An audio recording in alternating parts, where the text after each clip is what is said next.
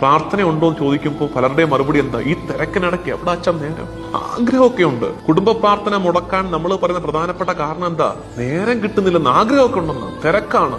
ആ തിരക്ക് പറയുന്നവരാണ് ഈ ഭാഗം പ്രത്യേകം ധ്യാനിക്കേണ്ടത്. അതായത് എപ്പോഴും ഓർക്കണേ, കർത്താവിന്റെ അടുത്ത് അപ്പനും അമ്മയും മക്കളും കൂടെ ഒരല്പം നേരം ഒരുമിച്ചിരിക്കാൻ കഴിയാത്ത വിധം തിരക്ക് നമ്മുടെ ജീവിതത്തിൽ വേണ്ട.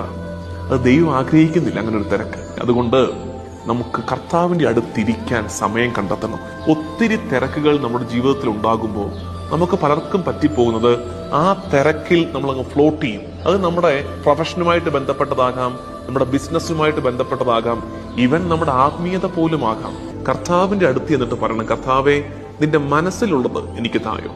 അപ്പൊ നമ്മൾ പറയും, കർത്താവിന്റെ മനസ്സിലുള്ളത് തരാൻ വേണ്ടിയാണ് പിന്നെ എന്തിനാ പോയി പറയുന്നതാണെന്ന്. ആ ബന്ധം പറച്ചിലാണ്, ആ ബന്ധം, അപ്പനോടുള്ള ബന്ധം നടക്കുന്നത് അവിടെയാണ്.